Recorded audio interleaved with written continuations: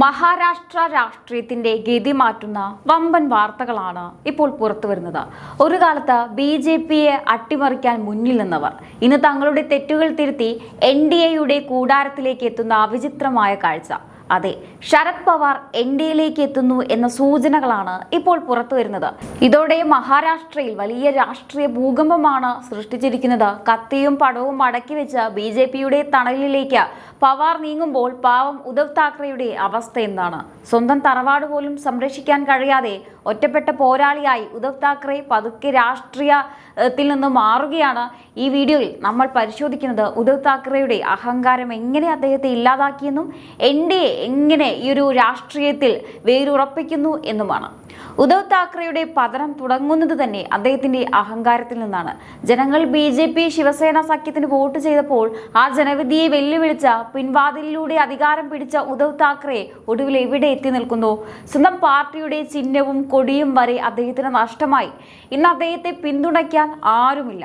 ഇന്ന് ജനങ്ങൾ തിരിച്ചറിഞ്ഞു കഴിഞ്ഞു, വികസനത്തിന് വേണ്ടിയല്ല മറിച്ച് അധികാരം മാത്രം ലക്ഷ്യമിട്ടാണ് ഉദ്ധവ് മുന്നണി ഉണ്ടാക്കിയതെന്ന്. ഇന്ന് അദ്ദേഹം പാർട്ടിയും മുന്നണിയും ഇല്ലാതെ അനാഥമായി നിൽക്കുന്ന കാഴ്ചയാണ് ഇനി കാണാൻ പോകുന്നത്. ഇനി ഏറ്റവും പ്രധാനം ശരത് പവാർ. അദ്ദേഹം ഒരിക്കലും ഒരു കപ്പൽ മുങ്ങുമെന്ന് ഉറപ്പുള്ളപ്പോൾ അതിലിരിക്കുന്ന ആളല്ല. ഏക്നാഥ് ഷിൻഡെയുടെ ഓഫീസിൽ ശരത് പവാർ നടത്തിയ പാർട്ടി യോഗം വെറും സാധാരണ കൂടിക്കാഴ്ചയല്ല, അത് BJP നേതൃത്വവുമായുള്ള ഒരു വളരെ കരുത്തുറ്റ ഒരു രാഷ്ട്രീയ ഉടമ്പടിയുടെ തുടക്കം തന്നെയാവാം. പവാർ NDAയിലേക്ക് വരുന്നു എന്ന വാർത്ത വെറും ഊഹമായിരിക്കില്ല, മറിച്ച് അദ്ദേഹത്തിന്റെ പാർട്ടിയിലെ ഭൂരിഭാഗം നേതാക്കളും BJPയുടെ വികസന പ്രവർത്തനങ്ങൾ കണ്ട് അങ്ങോട്ട് മാറാൻ ആഗ്രഹിക്കുന്നു എന്നതിന്റെ തെളിവ് തന്നെയാണ്. ഉദ്ധവ് താക്കറെയുടെ കയ്യിൽ ഇനി എന്തു ബാക്കിയുണ്ട്? കൂടെ കൂട്ടിയ പവാർ പോലും കൈവിടുന്നുവെങ്കിൽ ഉദ്ധവ് താക്കറെ ഇനി എന്ത് ചെയ്യും? എന്തുകൊണ്ടാണ് എല്ലാവരും BJPയിലേക്ക് വരുന്നത്? കാരണം വ്യക്തം. മോദിയുടെ ഭരണം മഹാരാഷ്ട്രയെ ഒരു വലിയ സാമ്പത്തിക ശക്തിയാക്കാനുള്ള NDAയുടെ ശ്രമങ്ങളെ തടയാൻ ആർക്കും കഴിയില്ല. ഷിൻഡെ ഫഡ്നാവിസ് സർക്കാർ നടപ്പിലാക്കുന്ന വികസന പദ്ധതികൾ NCP MLA മാർക്കും തിരിച്ചറിയാൻ കഴിഞ്ഞിട്ടുണ്ട്. സ്വന്തം മണ്ഡലത്തിൽ വികസനം വേണമെങ്കിൽ അത് BJPയോടൊപ്പം നിന്നാൽ മാത്രമേ സാധിക്കുമെന്ന് പവാറിന് നന്നായി അറിയാം. ഉദ്ധവ് താക്കറെയുടെ പടം മടക്കിയുള്ള ഈ യാത്ര NDA മഹാരാഷ്ട്രയിൽ എത്രത്തോളം ശക്തമാണെന്ന് രാജ്യത്തിന് കാണിച്ചു കൊടുക്കുകയാണ്. ഈ ഉദ്ധവ് താക്കറെയുടെ അഹങ്കാരത്തിന് അവസാനമായിരിക്കുന്നു എന്ന് തന്നെ പറയാം. ഇനിയൊരു തിരിച്ചുവരവ് അദ്ദേഹത്തിന് സാധ്യമല്ല. ചരിത്രം സാക്ഷിയാണ്. ജനവിധിക്ക് വിരുദ്ധമായി പോയവർക്കൊടുവിൽ പരാജയം മാത്രമേ ലഭിച്ചിട്ടുള്ളൂ. ശരത് പവാറിന്റെ ഈ നീക്കം NDAയുടെ മഹാവിജയത്തിലേക്കുള്ള വലിയൊരു ചുവടുവെപ്പ് തന്നെയാണ്. മഹാരാഷ്ട്രയുടെ ഭാവി NDAയുടെ സുരക്ഷിത കരങ്ങളിലാണ്. BJP ഒതുക്കാൻ നടന്നവർ ഇന്ന് BJPയുടെ തണലിൽ അഭയം തേടുന്നു. ഇതാണ് യഥാർത്ഥ രാഷ്ട്രീയം. ഇനി ഏറ്റവും വലിയ തമാശ എന്തെന്നാൽ, തന്നോട് വിയോജിക്കുന്നവരെയൊക്കെ ഗദാർ അഥവാ വഞ്ചകർ എന്ന് വിളിച്ച് ആക്ഷേപിച്ച ഉദ്ധവ് താക്കറെയാണ്. എന്നാൽ ഇന്ന് നോക്കൂ, താൻ കൂട്ടുപിടിച്ച ശരത് പവാർ വരെ അതേ പാതയിലൂടെയാണ് സഞ്ചരിക്കുന്നത്. BJPയോടൊപ്പം ചേർന്ന ഷിൻഡെ വിഭാഗത്തെ വഞ്ചകൻ എന്ന് വിളിച്ച ഉദ്ധവിന് ഇപ്പോൾ ശരത് പവാറിനെതിരെ ഒരക്ഷരം മിണ്ടാൻ കഴിയുന്നുണ്ടാവില്ല.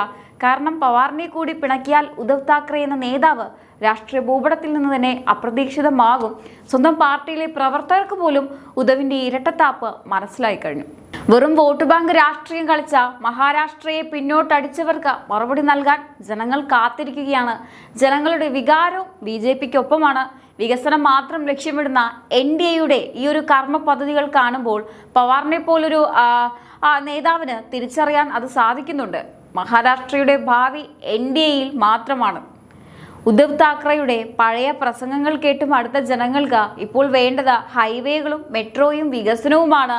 ആ വികസനം ഉറപ്പാക്കാൻ ശരത് പവാർ എടുക്കുന്ന ഈ തീരുമാനം അദ്ദേഹത്തിന്റെ പക്വതയുള്ള രാഷ്ട്രീയ ബോധത്തിന്റെ തെളിവ് തന്നെയാണ്. രാഷ്ട്രീയം എന്നത് വെറും പ്രസംഗമല്ല, മറിച്ച് അത് കർമ്മമാണ്. ഉദ്ധവ് താക്കറെ പ്രസംഗിച്ചപ്പോൾ ഷിൻഡെയും പവാറും കൂടി മഹാരാഷ്ട്രയുടെ വികസനത്തിനായി പ്രവർത്തിക്കുകയാണ്. NDAയിലേക്ക് അദ്ദേഹം വരുന്നത് വഴി വരാനിരിക്കുന്ന തിരഞ്ഞെടുപ്പുകളിൽ ഇനിയൊരു വലിയ മഹാരാഷ്ട്രയിൽ NDA തൂത്തുവാരുമെന്നുള്ളതും ഉറപ്പാണ്. ഇത് വെറും കണക്കുകൂട്ടലല്ല, ജനങ്ങളുടെ മനസ്സിലിരിപ്പ് തന്നെയാണ്.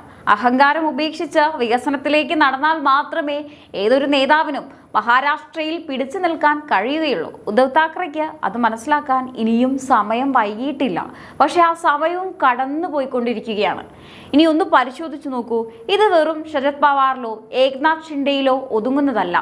ഉദ്ധവ് താക്കറെയുടെ കൂടെ നിന്ന വമ്പൻ നേതാക്കൾ തൊട്ട് താഴെ തട്ടിലുള്ള പ്രവർത്തകർ വരെ ഇന്ന് കൂട്ടത്തോടെ NDAയിലേക്ക് ചേക്കേറുകയാണ്. ഉദ്ധവിന്റെ അഹങ്കാരവും ജനവിരുദ്ധ നിലപാടുകളും കാരണം അദ്ദേഹത്തിന്റെ കൈപ്പിടിയിൽ നിന്ന് പ്രമുഖരായ പല നേതാക്കളും ഇതിനകം വഴുതിപ്പോയി.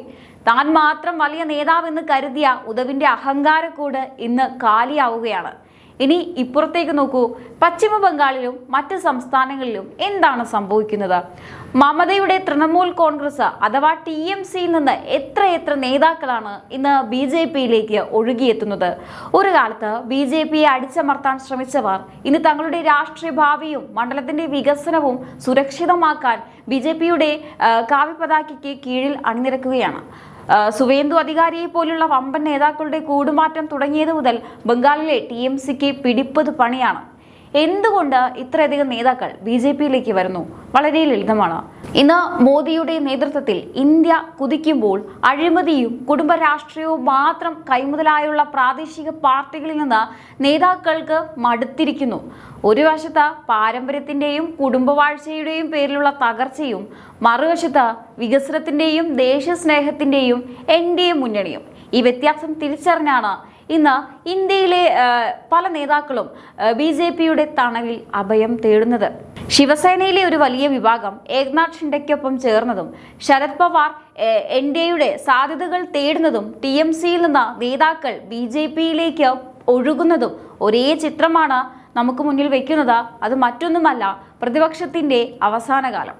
ഉദ്ധവ് താക്കറെയും മമതാ ബാനർജിയും ഒക്കെ തങ്ങളുടെ കോട്ടകൾ തകരുന്നത് നോക്കി നിൽക്കാൻ മാത്രമേ ഇനി അവർക്ക് സാധിക്കുകയുള്ളൂ. യഥാർത്ഥത്തിൽ ഈ നേതാക്കളുടെ ഉള്ളിൻ്റെ ഉള്ളിൽ മോദിയുടെ ഭരണത്തെയും അദ്ദേഹത്തിന്റെ വികസന കാഴ്ചപ്പാടിനെയും അംഗീകരിക്കുന്നവരാണ്. മോദിയുടെ ഭരണം നൽകുന്ന ആത്മവിശ്വാസം തന്നെയാണ് ഈ ഇന്ത്യയിലുടനീളമുള്ള നേതാക്കളെ NDAയിലേക്ക് ആകർഷിക്കുന്നത്. അധികാരം പങ്കിടുക എന്നതിലുപരി രാജ്യത്തിന്റെ കുതിപ്പിൽ പങ്കാളികളാകാൻ അവർ ആഗ്രഹിക്കുന്നുണ്ടാവാം. ഇനി ചോദ്യം ഇതാണ്, ശരത് പവാർ NDAയുടെ ഭാഗമായാൽ ഉദ്ധവ് താക്കറെയുടെ രാഷ്ട്രീയ ഭാവി എന്താകും? അത് ഉദ്ധവിന്റെ അന്ത്യമായിരിക്കുമോ, അതോ ഒരു പുതിയ രാഷ്ട്രീയ അനാഥത്വത്തിന്റെ തുടക്കമായിരിക്കുമോ? കാര്യങ്ങൾ വളരെ വ്യക്തമാണ്. ഉദ്ധവ് താക്കറെ രാഷ്ട്രീയമായി വലിയൊരു ശൂന്യതയിലേക്ക് നീങ്ങുകയാണ്. പവാർ കൂടി കളം മാറിയാൽ പിന്നെ ഉദ്ധവ് താക്കറെക്ക് ഒറ്റയ്ക്കൊരു അംഗവും ജയിക്കാൻ കഴിയില്ല. എന്തായാലും മഹാരാഷ്ട്രയുടെ രാഷ്ട്രീയ ചിത്രം മാറുകയാണ്. വരും ദിവസങ്ങളിൽ സംഭവിക്കാൻ പോകുന്നത് എന്താണെന്ന് കണ്ടു തന്നെ അറിയാം. ഒന്ന് മാത്രം ഉറപ്പാണ്, കാലം ഉദ്ധവ് താക്കറെയുടെ അഹങ്കാരത്തിന് മറുപടി നൽകി തുടങ്ങിയിരിക്കുന്നു. ഇനി ഈ ഒരു മഹാരാഷ്ട്രയുടെ രാഷ്ട്രീയ ചിത്രം ഇന്ന് ചരിത്രത്തിലെ ഏറ്റവും വലിയൊരു മാറ്റത്തിന് സാക്ഷ്യം വഹിക്കുകയാണ്. ഉദ്ധവ് താക്കറെയുടെ അമിതമായ രാഷ്ട്രീയ അഹങ്കാരവും ജനവിധിക്ക് വിരുദ്ധമായ നിലപാടുകളും അദ്ദേഹത്തെ ഇന്ന് അക്ഷരാർത്ഥത്തിൽ ഒറ്റപ്പെടുത്തിയിരിക്കുകയാണ്.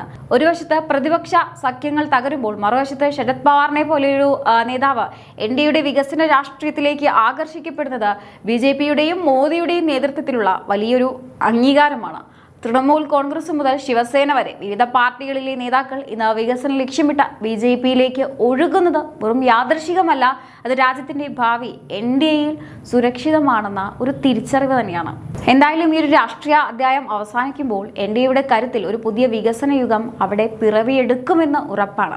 അപ്പോൾ ഈ ഒരു വിഷയത്തെക്കുറിച്ച് നിങ്ങൾക്ക് എന്താണ് തോന്നുന്നത്? തീർച്ചയായിട്ടും നിങ്ങളുടെ അഭിപ്രായങ്ങൾ താഴെ കമന്റ് ബോക്സിൽ രേഖപ്പെടുത്തുക. മറ്റൊരു വിഷയമായി വീണ്ടും കാണാം. നന്ദി.